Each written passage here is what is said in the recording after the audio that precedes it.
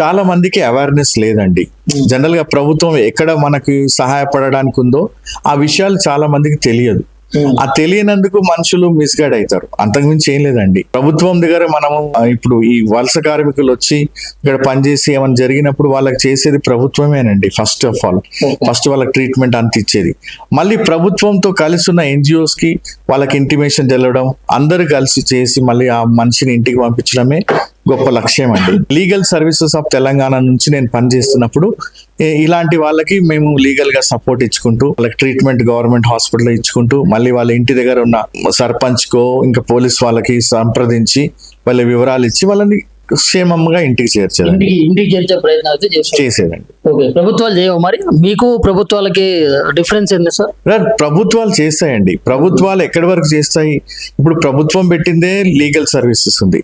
దాని యొక్క ఫెసిలిటీస్ మామూలుగా కామన్ మ్యాన్ కి తెలిస్తే ఆ ఫెసిలిటీస్ యూజ్ చేసుకుంటాడు. వలస కార్మికులు ఎక్కువ చదువుకొని ఉండరు కాబట్టి వాళ్ళకి ఈ అడ్రస్లు కానీ ఈ అవేర్నెస్ ఉండదు అనమాట.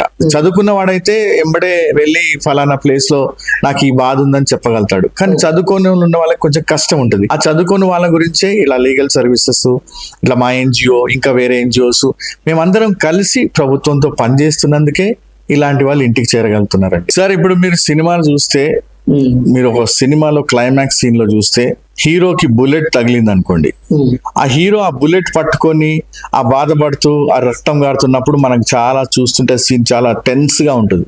కానీ సడన్ గా హాస్పిటల్కి వెళ్ళిపోయి పట్టి కట్టేసుకుంటే నార్మల్ అయిపోతుంది. సో అదే విధంగా కొంతమంది భిక్షగాళ్ళు మన సిటీలో ఉన్న వాళ్ళు ఏం చేస్తారంటే తగిలిన దెబ్బకి తొందరగా మానిపోవాలని కోరుకోరు. వాళ్ళు కూర్చున్న చోట అంత గలీజ్గా ఉండాలని వాళ్ళు కోరుకుంటారు. ఎందుకంటే అది చూసే వాళ్ళకి భిక్షాటన జరుగుతుందని వాళ్ళు అలా చేస్తారు.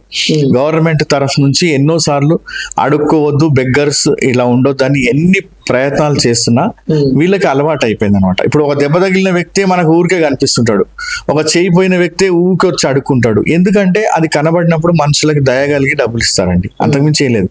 ఈ ఫుట్పాత్ మీద కూర్చున్న వాళ్ళందరికీ తెలుసు వాళ్ళు ఎక్కడన్నా మంచి ప్లేస్ లో వాళ్ళని పెట్టగలుగుతారని ప్రభుత్వం ట్రై చేస్తున్నా గానీ వాళ్ళు పారిపోయి వచ్చేస్తుంటారండి, అంతకుమించి ఏం లేదు. ఎక్కడో ఒక చోట ఇంట్లో పరిస్థితులు బాగాలేనప్పుడు హాస్పిటల్కి వెళ్ళలేకుండా ఉన్న వాళ్ళు అక్కడికి వచ్చి ఉంటారు.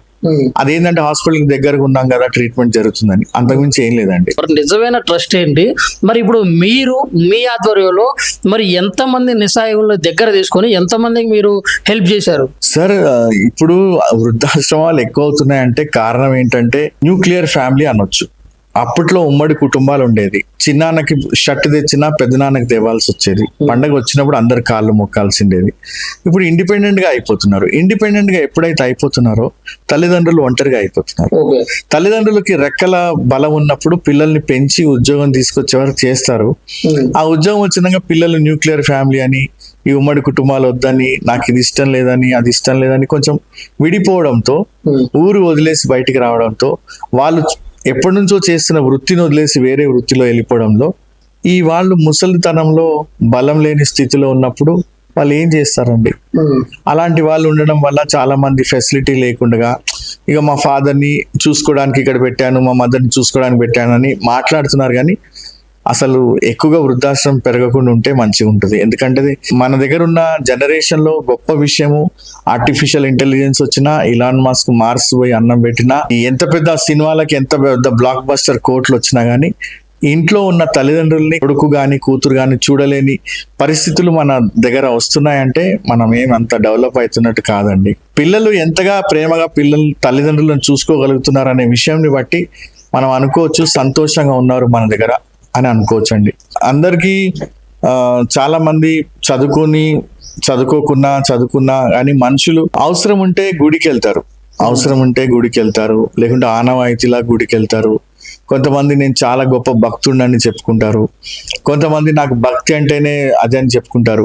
సో భక్తులలో చాలా రకాలుగా చూపించుకుంటారు నేను భక్తుడిని అని. కానీ నిజమైన భక్తి ఎక్కడ ఉంటుందంటే పొద్దున్న లేచి తల్లిదండ్రుల కాళ్ళు మొక్కినోడిదే నిజమైన భక్తి అండి. ఎందుకంటే కనబడని దేవుడికి మనం ఎన్ని చేస్తున్నామో అది నీకు ఆయనకు తెలుసు. కానీ కనపడుతున్న దేవత ఒక దేవుడి లాగా ఉన్న తల్లిదండ్రులను మనం పట్టించుకోకుండా ఎక్కడో కనబడకుండా చేసిన దానికి వ్యర్థం అండి అది. సో ఎప్పుడైతే మనం తల్లిదండ్రులని గౌరవించడం నేర్చుకుంటామో, అన్ని మతాలలో చెప్తారు తల్లిని గౌరవించాలని, మన దాంట్లో కూడా అంటాడు తల్లిదండ్రులను గౌరవించాలని. ఎప్పుడైతే మనం వాళ్ళని గౌరవించకుండా ఎంత పెద్ద భక్తి చేసినా వేస్ట్ అండి. సార్ వాటికి మా దానికి డిఫరెన్స్ ఏంటంటే, మన ఆంధ్ర రాష్ట్రంలో, తెలంగాణ రాష్ట్రం అయినా కానీ ఆంధ్ర అయినా కానీ, మొత్తం ఇండియాలో చూస్తే మన దగ్గర ఉన్నంత ఫుడ్ మంచి కాస్ట్ ఎఫెక్టివ్ ఉన్న ఫుడ్ మనదే అండి. మీరు ఎక్కడి నుంచి వచ్చిన వాళ్ళైనా కానీ ఇక్కడ తిన్న భోజనం తిన్నాక చాలా బాగుంటుంది, వాళ్ళకి చాలా మంచిగా అనిపిస్తుంది.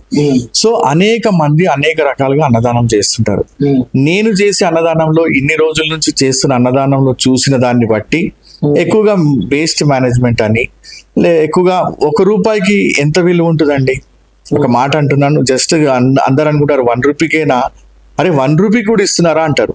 ఫ్రీగా ఇచ్చినప్పుడు ఏమవుతుందంటే, ఆ ఫ్రీగా ఇచ్చినోడికి మనం బలవంతంగా ఇచ్చినా వాడు ఇస్తే తీసుకుంటాడు, ఏమనకుండా తీసుకుంటాడు. వెళ్తుంటే ఇట్లా ఇస్తే తీసుకుంటాడు, పక్కన చూస్తే ఇంకో పొట్లం కూడా ఉంటుంది వాడి సంచిలో, కానీ నువ్వు ఇస్తుంటే వద్దన్నాడు. కానీ రూపాయి భోజనం ఇచ్చి కొనుక్కొని తినడం అంటే వాడికి అవసరమైతే అక్కడి వరకు వచ్చి ఇచ్చి తింటాడు. సో ఆ రూపాయి విలువ ఆ మనిషికి తెలుసు. ఆ రూపాయిలో ఎంత తినాలో అంత దొరుకుతుంది, అది చాలా అనుకుంటున్నాను. అంటే మీరు క్వాలిటీ ఫుడ్ పెడుతున్నా అని చెప్తా ఉన్నారు 1 రూపాయికి. మరి క్వాలిటీ ఫుడ్ అంటే ఏంది? సామాన్య వాడుతున్నారా లేకుంటే బాస్మతి? క్వాలిటీ ఫుడ్ కాదండి. అన్నం అంటే చాలా గొప్ప విషయం అండి. ఇప్పుడు 1,000,000 విద్యలు ఉంటాయి, కూటి కోసం అంటారు. ఏ కూటి కోసం? అది బిర్యానీ కోసమా, చికెన్ కోసమా? ఆకలి వేసినప్పుడు కొంచెం అన్నం తింటే చాలు, దానికోసమే కష్టపడుతుంటారు. ఇప్పుడు మా దగ్గర రిక్షా దొక్కి వస్తాడు ఆయన, మధ్యాహ్నం కాగానే కరెక్ట్ ఆ టైంకి వచ్చి ఉంటాడు, 1 రూపాయి ఇచ్చి 2 ప్లేట్లు తినేసి కూల్గా కూర్చుంటాడు. ఏమైంది అంతేనా, చాలా ఇంకా ఓవా ఎక్కడికంటే చాలు, ఈ రోజు పని చేసుకున్నా నాకు అన్నం దొరికింది చాలు అంటారు.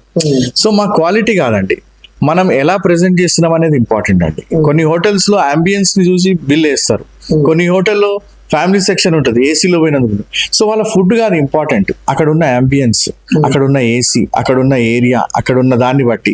ఇప్పుడు ఇక్కడ కిన్లీ వాటర్ బాటిల్ కొంటే 10 రూపాయలకు దొరుకుతుంది, మరి ఎయిర్పోర్ట్ లో వెళ్ళి కొంటే 100 రూపాయలు దొరుకుతుంది. సో వాళ్ళు వాల్యూ దేనికి ఇస్తున్నారు? వాటర్ కి ఇస్తున్నారా, లేకుంటే అక్కడ ఉన్న పరిస్థితిని ఇస్తున్నారా? అంటే ఆ ప్లేసెస్, అంబియన్స్ చాలా చోట్ల ఉంటాయి. కానీ మా 1 రూపీ మీల్స్ మాత్రం ఒక కామన్ మ్యాన్ ఈజీగా తినగలగాలి, ఆ రూపాయితో కొనగలగాలి.